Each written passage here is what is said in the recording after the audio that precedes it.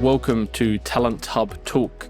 I am Ben Duncan, and this is a place where prominent and inspirational figures from both the local ANZ and global Salesforce Ohana share their stories. In today's episode, I am delighted to be joined by Nisar Sultan Khan. Nisar has a unique and fascinating career story. He is a qualified physician, practiced medicine for several years, but found opportunities hard to come by when he first moved to Australia. He talks through how this led him into the Salesforce ecosystem and how he is now able to combine his passions for Salesforce and healthcare in the role of a Salesforce Solution Architect. This is an episode not to be missed, and I really hope you enjoy the conversation. Nisar, thank you for joining us. Thank you, Ben, for asking me to come and spend some time with you. These were one of the things on my bucket list, and today, yes, it is a check to appear on Ben 10 Comes show. Thank you very much. I appreciate you joining and excited to have you on the show. So I think your situation, your background is fairly unique in comparison to what we see a lot in the Salesforce ecosystem. So I'm keen to explore some of that and talk to you about your journey into the Salesforce ecosystem and before. Sure. So just for anyone listening or watching, in terms of your background, let's start back for when you were, I guess, before you'd ever gone into the workforce, before you even started education. What were your dreams and aspirations as a child growing up and what you wanted to do with your career? So I was living in, I was born and brought up in Mumbai. I hail from a country called India. And I was living very close to the international airport. I was always fascinated by the flights which used to take off and land, and there were a lot of pilots living in my apartment complex. So it was no surprise that, as being a child, I was highly influenced by the pilots around me, and I wanted to be a pilot and fly commercial aircrafts. That was a dream. That's what I wanted to be when I was a child. I did kind of pursue it, and then I left it because I was kind of good in studies, in academics. And coming from India, it's always that, if you're good in studies, either you become a doctor or you become an engineer. And, that kind of took over because of the societal pressure. Of course, I had great support from my parents, and I thank them for whatever I am today. But the natural course was more towards becoming one of these two. And then since I was good in my studies, I went on to become a doctor. So that's something I've heard regularly on the podcast from people that say, you go down one of two routes. Is that still, as far as you know today, is that still kind of the expectation from people that are academic? Yes, pretty much. It is still the same. Ben, you are from London, isn't it? I am, Okay. yes. How's it out there? Oh, well, I mean, I didn't go to university, so I think that paints a picture, right? It's different. Like, I think there was no, although my parents probably would have liked me to go to university, there was no pressure to do that. And I think that, my style I didn't love school. I was quite keen to get into the workforce as soon as possible. I think I never really gave, like, I hate to say I didn't give 100% because I tried definitely, but I had other interests. Like, I think I was really interested in business and not necessarily studying. And I think it's different. Like in the UK, if I see a lot of the people that I know that went to university, a lot of them don't work in the field in which they studied. There obviously are exceptions to that, but a lot of my friends that went to university studied something that is completely foreign to what they do now for their careers. So I think it's different. It's different there. There's no expectation. It's kind of like some people go to university, others don't, and there's no real pressure to do that. Yeah, I'm glad. I think India is moving towards that direction. We are moving in that direction, but still, pretty much today, the majority of the people, they always, if they're good in academics, they would either be a doctor or an engineer, do their graduation, post-graduation, and then would probably get into a job or even, become an entrepreneur later on. Sure. So I imagine education, when you're going down the path of becoming a doctor, is it's probably lengthy and also pretty challenging. So how did that kind of unfold? What kind of commitment do you have to put into that journey? Okay, so firstly, it's not easy to be a doctor in India.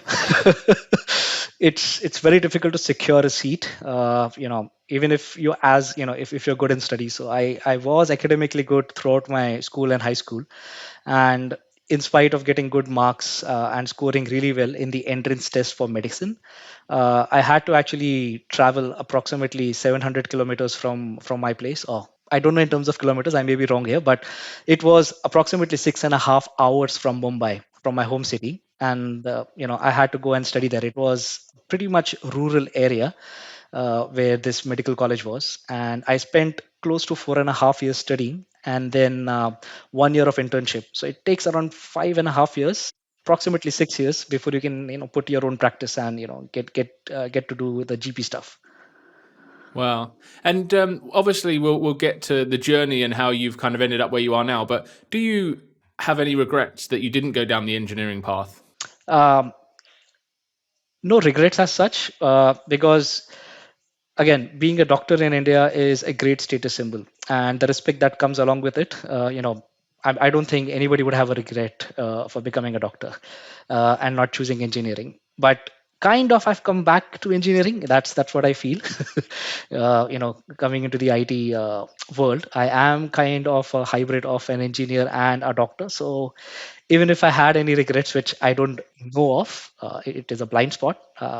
I don't think I have any regrets. Yeah, I mean, that makes sense. I wouldn't have any regrets had I committed to becoming a doctor. It's just interesting that obviously there's those two paths that people pursue, and you went down this path and then ended up kind of in the IT space in the end. So, you would have probably fast tracked by going that route, but then you would lack the kind of life experience that you have, I guess. So I think there is a different way I look at this, a different lens. So nowadays, take any technology, let it be Salesforce or Oracle or any technology. If you're technically good, you can code and you understand the technology. Of course, you will do really well. But I think what the market requires right now, which really helped me in my journey, we'll talk about it later on. But what really helped in my journey was a business lens, understanding the industry, that lens, as well as the technical skills that I could skill up on. And when all of these work in tandem and as a combo, then the sky is the limit. So I think even though I am in the ID field, if you look at a high level, I am kind of utilizing all the skills which I learned throughout my life. Being a doctor, I did my MBA as well later on, and then coming into the IT world, and now I have 17 Salesforce certifications, and I'm a solution architect. So all of them working together, I really help. I like helping the healthcare organizations, especially the public sector, in solving challenging situations and problems for citizen welfare being. Well, yeah, I guess that your skills and background have been useful over the last 2 years in that sense, in terms of the challenges we've been facing. And yeah, we'll definitely get to that. But let's look at, so you've completed your studies, which I think was at least 5 years, right? Your university studies. Yep. So it was 6 years approximately before I could complete my studies and go on to set up my practice in India. So do you then, when you say set up a practice, do you go out as like a independent, like straight away, or do you become an employee of an existing doctor's establishment? Yep. So I did both. So, coming from Mumbai, it's a city which never sleeps, right? And people generally work really hard. It's a city of opportunities. So, in the morning, once I finished my graduation, I got a job from a corporate company where they asked me to be their consultant physician. So, in the morning, 9 to 5, I was working with a corporate company with a team of doctors. And it was a medical center where people would come in for the health checkup and pre employment checkups as well as overseas fitness. They would go through a series of rooms like cardiology, radiology, get all of the tests done, including the blood tests and the urine test and stool test. And towards the end, they would come and meet me. I would do their physical examination. And towards the end of the day, when the reports were available, I would clinically correlate the results which I found by physical examination and match their blood results and ECG, etc., and stamp fitness on the certificate stating that, okay, this person is fit for pre-employment checkup. This person is fit to fly overseas. Oh, this person is currently having an infection, so thereby, he cannot fly for next 14 days, etc. That was my profile in the morning. And after taking a 1 hour break, I finished at 5 p.m. Taking a 1 hour break, I would go to my clinic, which would start at 6 p.m., which was very close to the corporate setup which I had joined. And from 6 p.m. to 10 p.m., I would do my general practice. And yep, it was a fulfilling career, working 16 to 18 hours a day. And yeah, I kind of did both, joining a corporate setup as well as having my own practice. Wow. And then because you I guess you became more business focused as well, in terms of the next step for you was to take on like sales and marketing and running those practices within the organization. So how did that come about? How do you go from being a physician and a GP to then being involved in running sales and marketing? So I started my career as a hardcore doctor who would actually look at the blood results, as I told you. And in the evening, I would actually cure tropical diseases like dengue, malaria, take care of lifestyle disorders like diabetes, blood pressure, etc. People coming to me. But one thing which I didn't like about being a GP is sitting in a cabin surrounded by four white walls, and people would come and see you, right? And it was a very limited experience that I would get, and I would touch like 30, 40 lives in one day, in being a GP. And in the morning, maybe another 30, 40 lives. So it would be around 60 to 80 people that I would meet every day. And I kind of like the morning job more, where I would meet people with different experiences who are flying overseas, who are looking for different kind of employments, have a good chat with them. And the people out there in the morning in the corporate setup were really friendly, the staff that I was working with. And I wanted to do my master's. So there were two options for me. One, I would go and do a master's in medicine, or the other option, which I was thinking about, which was again not many doctors would do in 2010, was go ahead and do an MBA in healthcare management. I kind of chose the latter path. I did an executive MBA over my weekends, and became an MBA postgraduate. And after that, thanks to my boss, Dr. Simi Bhatia and Dr. Leena Chatterjee, they actually looked at me and saw the potential to become a center manager. So apart from being a consultant physician in the morning, I also started taking care of the operations for that one particular center. And the results were really promising. It seems my bosses liked my work, and they kind of helped me grow in my potential and unleash uh, my skills to to get and meet more doctors and get those doctors and hospitals to send more referrals to us. So that's how I got into sales. And once I completed my MBA, I got an opportunity to work with another company, which was founded by Dr. Sanjay Arora, and he actually gave me an opportunity to work as a cluster manager, where I was managing not one center but managing four such centers. And I had completely left practice by then because I got married and I had to choose between working 18 hours a day and family and work as well, right? So I chose the path of going into management, and where I would have a good work life balance, where I would finish my job by 6:30 p.m., be at home with my wife and family, and have a good work life balance. So that's how I kind of left practice in 2013, and I completely switched to healthcare operations and sales, managing a cluster. And then, thanks to my boss again, Dr. Sanjay Arora, who actually helped me unleash my full potential and promoted me to the post of a regional manager, where I was managing not four, but now I was managing 50 such centers. And there were 300 people indirectly reporting to me. Wow. And then I believe your next move was to come to Australia, right? So, what were you hoping to do in Australia? Were you hoping to go back to practice, or were you looking to run practices, or get into a completely different field? Yep. So by the time Australia happened, right? So there's a story to it, right? Because when I was meeting people for pre-employment checkup and overseas checkup in my previous job, I was always fascinated by the concept of living in a first world country. And honestly, I wanted to go to the US to study MBA, but US was going through a financial crisis that during that time, 2008 had just happened, and I Hmm. was not able to secure a good scholarship in the US. So my ambition to go overseas and settle was had taken a backseat. But by the time it was 2015, I decided to apply for a PR for Australia. And I came by an agency, and they were like, "Hey, Nisar, looking at your skills, like being a doctor, having MBA, and having 5 years of experience in sales operations and marketing, I think the Australian government will be really happy to have you as one of their permanent residents, and it will open a plethora of opportunities." And they were right. When I applied for the PR, I mean, in flat 36 days, I still remember, flat 36 calendar days, I got my permanent residency. And I Wow, was that's like, unheard wow, of. yes, it's amazing. And I practically could choose any city in Australia to come and settle in. So I happened to choose Sydney because I had some friends living in here, and they said that okay, Sydney is the best. If you ask any Sydney sider, you are a Sydney sider. Yeah. What do you think? Which is a good city? When if you were to choose when you were in my position, which city would have you chosen? Well, it's interesting because on the every year they announce the most livable cities, and Melbourne always comes in above Sydney. But I think Brisbane is the dark horse actually. Um, so I've lived in Sydney for the last 12 years, and I really love it. But I was in I was in Queensland like 2 weeks ago, and just the weather is fantastic. You really can't beat Queensland weather in comparison to the other states. I mean, I've never been to WA, so I can't comment, but I think that's super hot over there. So Brisbane is very hot as well. But for a winter's day, I was there for a wedding, and it was just fabulous weather. But also just very laid back. I think the actual city's nice, clean. There's an emerging kind of growth of tech opportunities there as well. Like Salesforce have opened an office there. So I think when I came to Sydney 12 years ago, I didn't even consider another city.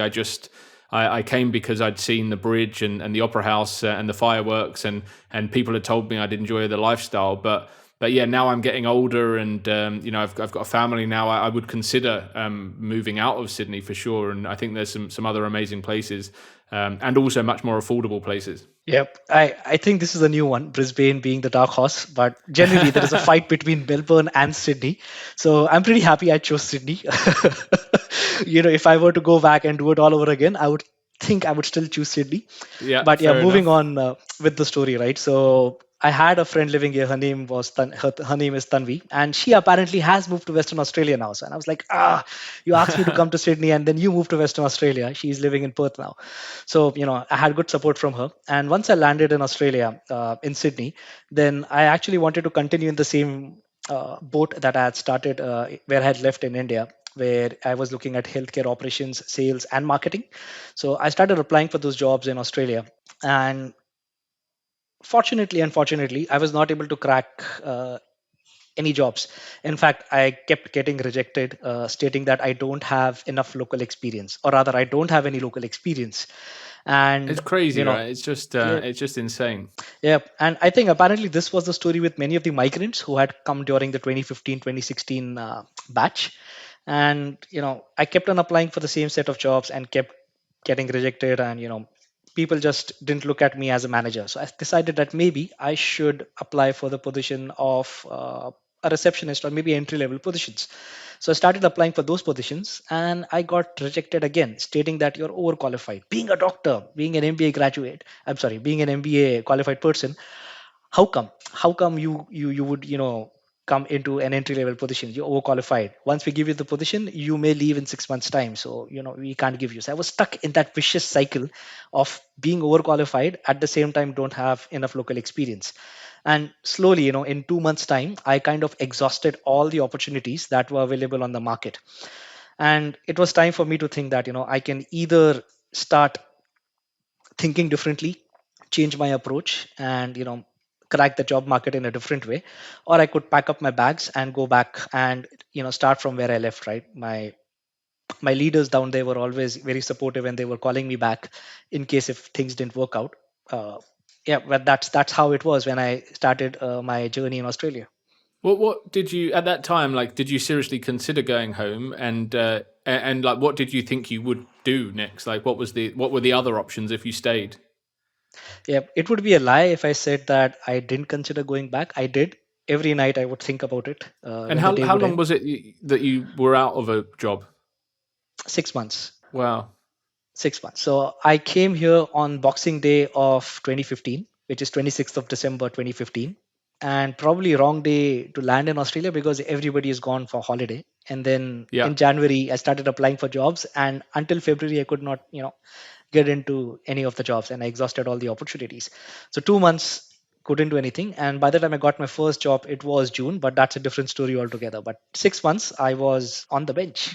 Wow. Yeah, I mean it must have been scary as well because it's not a cheap place to live, right? And also like it must be hard when you're communicating with people back home saying, "Oh yeah, like, I still haven't got a job." I guess were there any doubters? Were there any people telling you to come back? There were no doubters as such. People were telling. not telling me, but suggesting that, if it's too difficult and, if it's taking a toll on your mental health, you should come back. Because I had a full flourishing career in India. And from there, I kind of, crash landed in Australia. And it was like a crash and burn exercise for the first 6 months.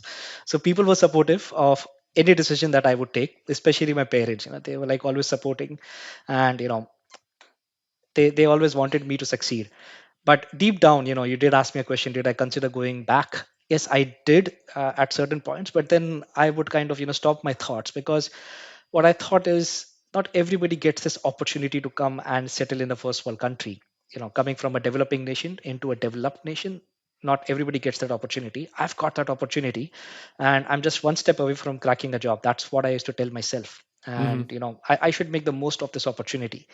And, that's what kept me going, apart from the confidence that my family, my wife, and people down in India, were remotely offering me. So what did you do? Like, what was the next step? You decided to stay. What other career paths did you start thinking about? Yeah. So firstly, I kind of exhausted the savings which I had in the first 2 months, in sustaining. It's not a cheap place to live. Uh, so I took up a job at Domino's Pizza as a pizza delivery boy. Uh, Simply because, my wife had a job, of course, at that time, and we could sustain. But just to have my mental peace and, meet more people, because 2 months I was sitting at home. And, Hmm. you know as you sit at home and you have nobody to talk to, you may get dragged into the dark zone. So I didn't want to go in the dark zone, so I started, applying for casual jobs. And Domino's Pizza was one company which offered me the job of a delivery expert. That's what they call the people who deliver pizzas. And I started working as a pizza delivery boy, delivering pizzas on scooter. And, when there are no deliveries, cleaning the tables, cleaning the toilets, and, stuff like that. So I started doing that, just to sustain. And the meanwhile, I was also thinking, how do I, crack the job market and, get into the workforce. And what was it about Salesforce that intrigued you or kind of piqued your interest?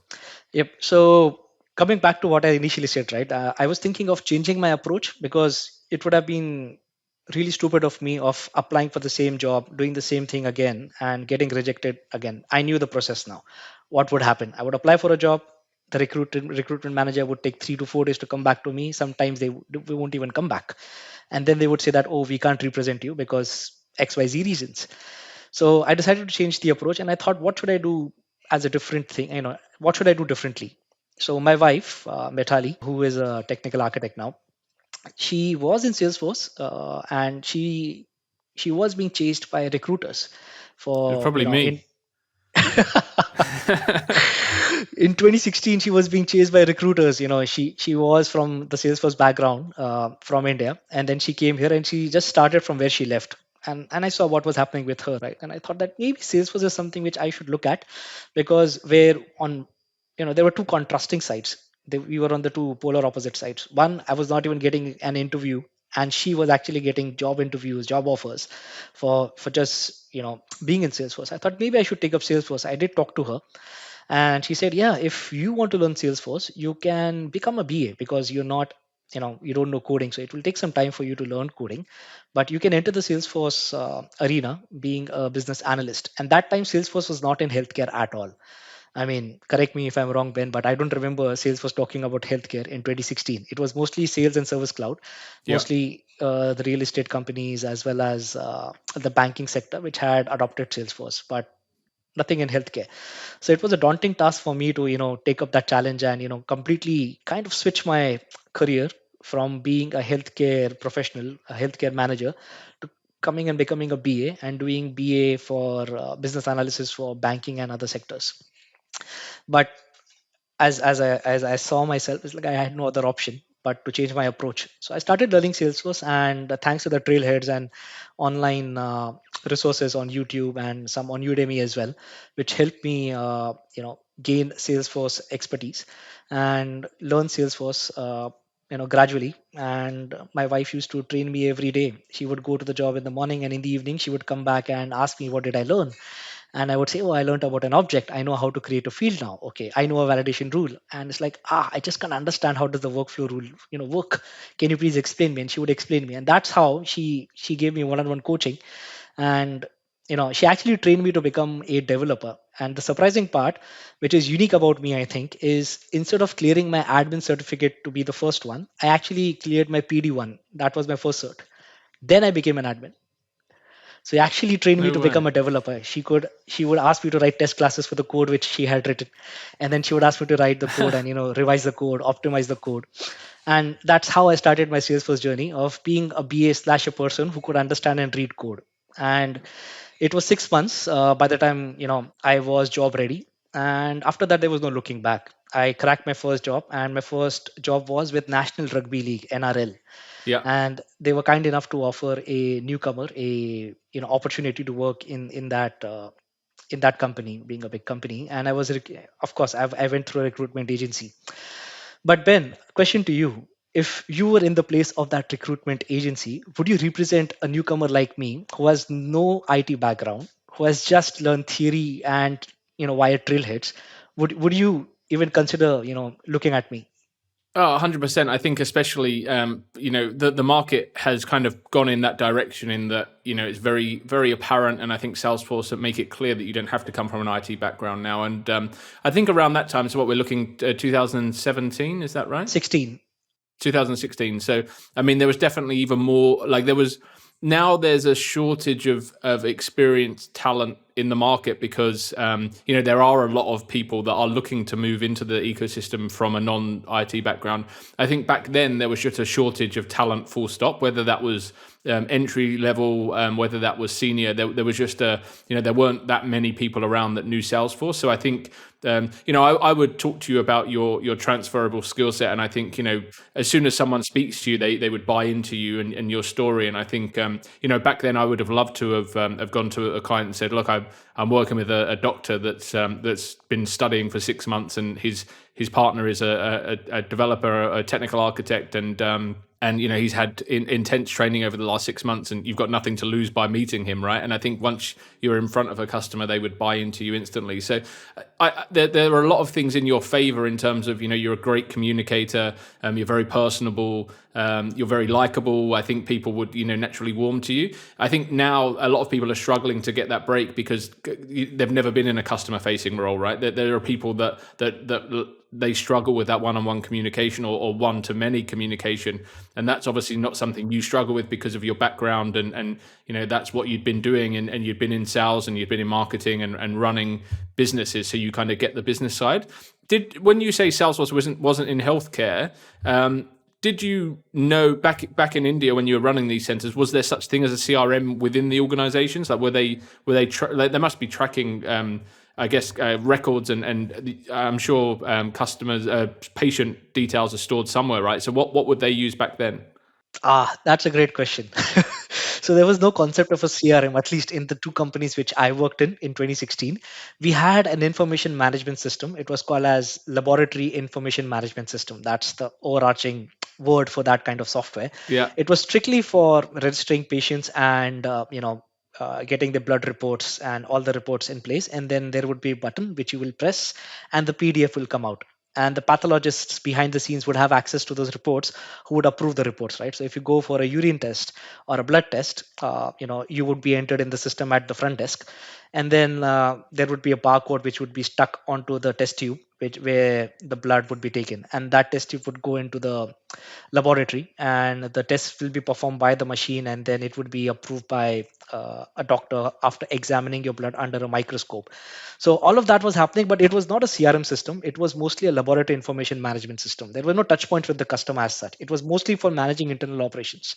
That's one thing I've always found fascinating, and I've always been a little bit confused by it, because I know now there's like the My Health record thing, right? But when I first came to Australia, and I'm not sure if it was the same in the UK, but you could go into a different doctors and they would have no history about you. That's still the case in India. That's Yeah, still it's the just case in crazy, India. right? Like because It's say you get taken to a doctor's and you're unconscious or something, and they've got no way of knowing, well, what's the history? Can we give this medication? Can we give this injection? It's just like, you're reliant on someone telling you. I mean, I think obviously now in Australia there is a record, and I'm not sure what they run that on, but it just makes a lot more sense for there to be, a global or local platform that people with the right security access can get into, which makes Salesforce a useful use case. Yep. I completely relate with what you're saying. I think in India, it's still all on paper. So people have this physical paper file. It goes on and on. It keeps on increasing in size. My father being a diabetic, right? So I know that he has a file which is going on since last 10 years. So it's this fat now. And God forbid, if that file is lost, all the history will be lost apart from the medicine box which he has. That's the only thing which he has now. Wow. Yeah, that's it. That's the case. But for my operations and marketing and other activities, what we used to do, we used to extract the data from the laboratory information management system, especially the name of the patient and the test which they had done, and then we would work on spreadsheets and use pivot tables to run reports to understand which tests are being sold, especially during monsoons. Dengue and malaria would have a spike, so those tests were in demand. So that's how we would order more inventory for those tests. So it was all on spreadsheets, and it was a laboratory information management system. So it was all sporadic softwares and systems, and people were working on physical pen and paper Excel sheets, and we would mash all of them up, and then come up with a strategy of how will we run our operations and marketing campaigns. That's mostly still the case in India. So even though you had business experience and sales experience, like the concept of a CRM would have been relatively foreign to you at the point where you started studying Salesforce and then obviously got your first job. So what you went down the developer path first and got that certification, but did that come easily? Like did you pick up coding quite easily, or were there other things that became easier for you to learn than coding? And I guess what was the most difficult thing for you to get your head around? The most difficult part was the syntax. I just could not remember the syntax. So even though I say that I cleared the PD1, I just want to make it clear to everyone who's listening this podcast or watching this video, is you don't need to know coding to the T if you want to appear for the PD1. It's not really a test of your coding skills, but it's a test of where you should stop configuration and start thinking about code. That's what PD1 is all about. Hmm. And that's exactly what Mithali, my wife, actually taught me, that think logically, forget about the syntax. If you're not getting the syntax, it's okay. Just think logically, what would you do? Okay, this is the time where I'll run the loop. This is where I would kind of put a variable in place, etc. So that was the most difficult part. The syntax was the difficult part, but otherwise, understanding the logic and coming up with a flow, process flow, and the flow chart, that was kind of resonating well with me. Okay. So then you went into NRL as a BA. I went in there as the Salesforce system administrator and Okay. a data analyst. Yeah. And mostly it was a contract job for 3 months, because 2 months actually. It was a contract job for only 2 months, as the regular Salesforce admin was actually going on a leave of 2 months, where she was traveling to the European countries, and they wanted somebody to fill in her shoes as a stopgap arrangement. And mostly my job would be around creating reports, dashboards, and if required, maybe a validation rule. That was how I started. So I'm glad that I got that kind of opportunity, which did not demand too many skills, but I started learning Salesforce on the job as well, the real Yeah. world examples. And then where did you go from there? So after that 2 month job, I started working for a company called Yeah. McGraw Estate Agents, and there actually I met another leader, and I'm glad I met such great leaders. So I met Rand Dean. I'm not sure if you know Rand, but I I know met him, Ryan and I very was well. Yeah.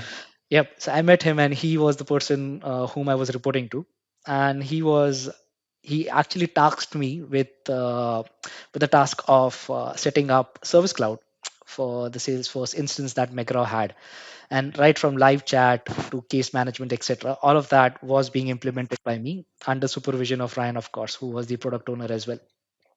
So, yep, I was 6 months working with Ryan Dean in McGraw, and yeah, I was able to implement Service Cloud. And then after that, I started working for a company called Lendlease, which was in construction, and it's one of the biggest, you know, construction companies in Australia.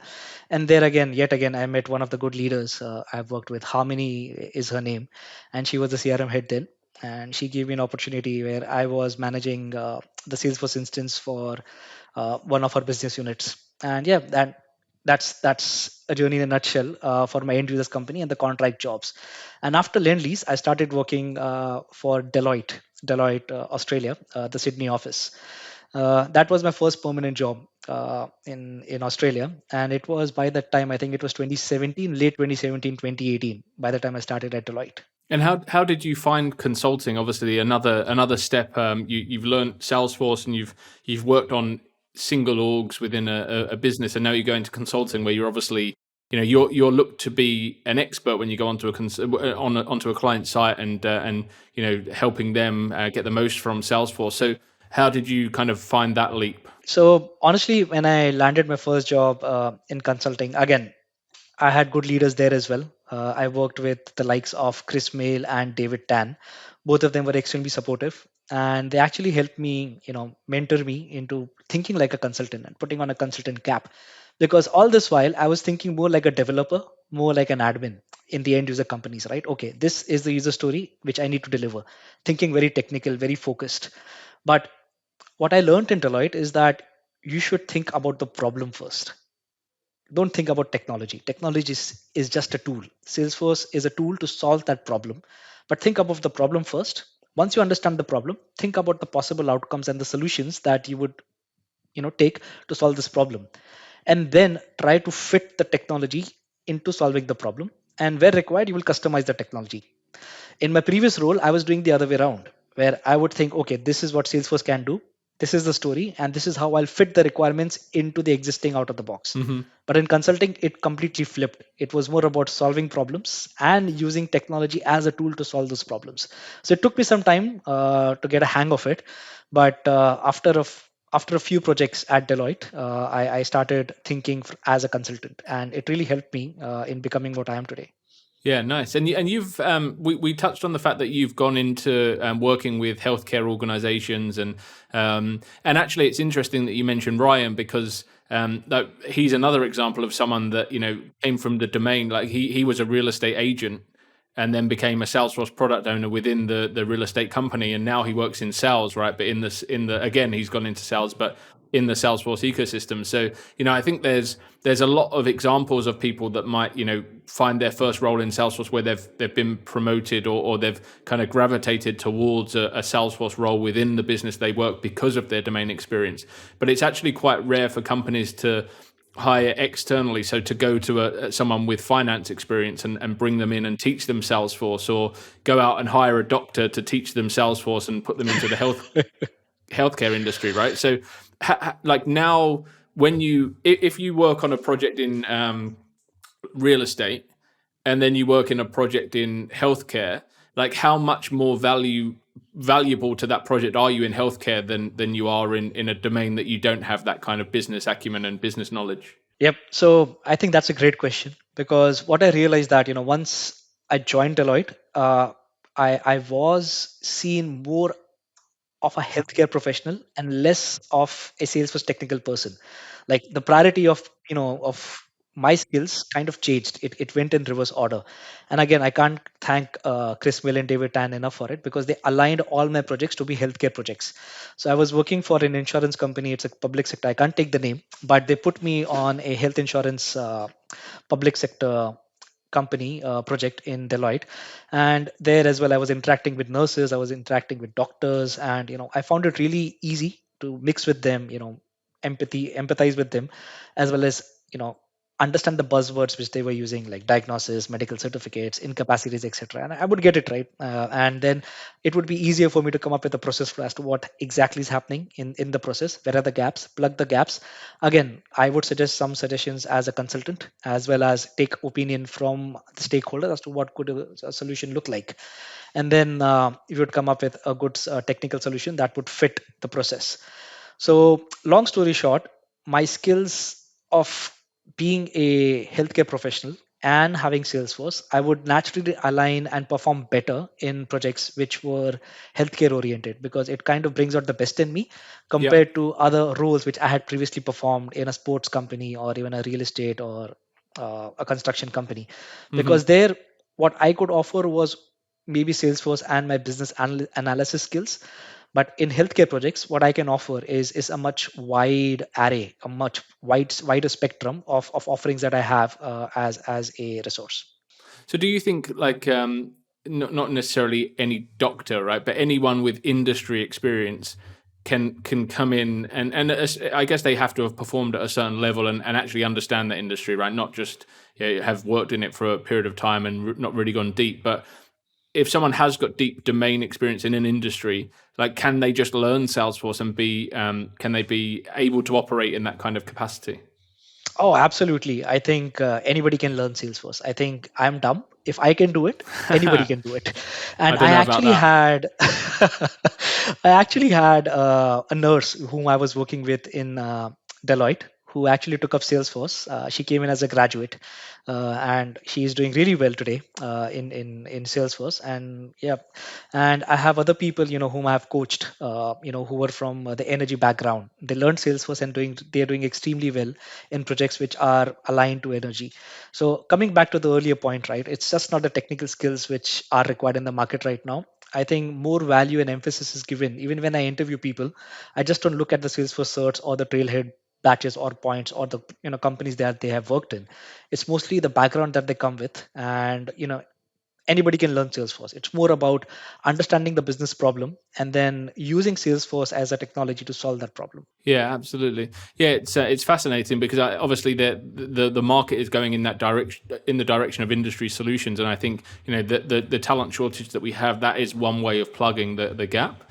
And I think more companies should consider that. And you mentioned obviously with Deloitte, like you felt that they were giving you the right projects by putting you on healthcare projects, but actually in reality, it looks really good for Deloitte as well, right? Because they rock up to a client and they're like, "We've got someone that's a doctor that does Salesforce." Like, how much more powerful is that to the customer when you turn up and you're able to, you run a workshop and they can tell you get their industry? Like, it's a really powerful solution to clients' problems as well.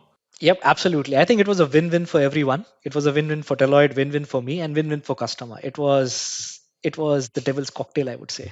Yeah, absolutely. And you, if you were to, because there's plenty of people now in the ecosystem, or looking to get into the ecosystem and maybe struggling and not getting the breaks that they're hoping to get. And I think there's a lot of talk around the volume of opportunities that are being created in the ecosystem, but people are struggling to get their first role. So if you went back now and maybe at different stages of that journey, so maybe when you're on your scooter delivering a Domino's pizza, would you have ever believed you would have kind of progressed to the point you are now in a completely new field, as a technologist, and now operating as a solution architect 6 years later? No, I wouldn't have thought about it. Never. I mean, thinking about IT would give me, cold feet. It's a different field altogether, and switching your field, at an age of when I was 30 plus, right? I'm telling my age now. So in 2016, I was 30 plus. So at that age, switching a field, especially from the background that I come from, right? It's not easy. So I would have never thought that I would be in IT, learning a new technology, and then going on to become an architect, and then being recruited for the same product company as their senior solution architect. I mean, it is like a dream run which I had in the last six years. Well, you absolutely deserve it because, yeah, obviously you've worked very hard to get to this point, and I think it's a true inspiration that you have progressed and completely flipped your career when you came up against obstacles and ridiculous obstacles as well that you were facing when you first moved to Australia. So yeah, I think lots of people will take inspiration from this, and I'm sure people will have some questions as well. So where is the best place for people to contact you if they want to pick your brains or ask any questions? Yep, I think LinkedIn is the best place. My LinkedIn handle is, you can search with my name, Nisar Sultan Khan, and you would find me. Awesome. Well, thank you so much. I've thoroughly enjoyed chatting, and yeah, I really think our audience are going to love this episode. So thank you. Before I log off, can I give a shout out to some of the people whom I want to, Of as course. a token of gratitude?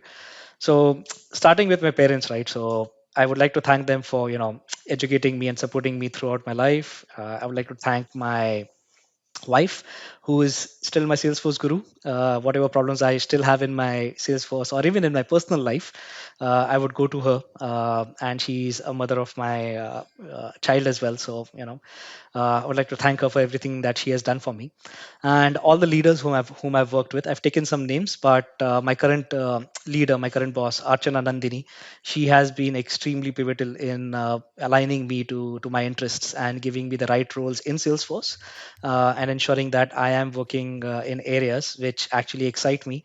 At the same time, creating that win-win situation for the clients, for me, as well as for her, as the company as well. So, and lastly, thank you to all the recruiters, including yourself, Ben, who actually took keen interest in me and helped me, reach where I am today.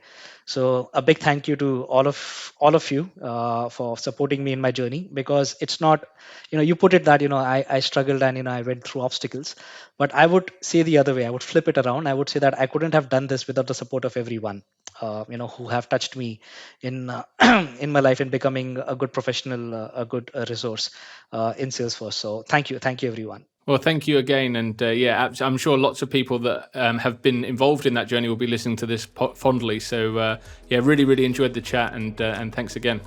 Thank you so much, Ben. Thank you very much for listening. I hope you enjoyed the chat, and if you did, please make sure you have subscribed for future episodes that are coming through. I would also be very grateful if you would consider leaving a review on your chosen podcast platform, as 5-star reviews will help us to reach more trailblazers from across the world.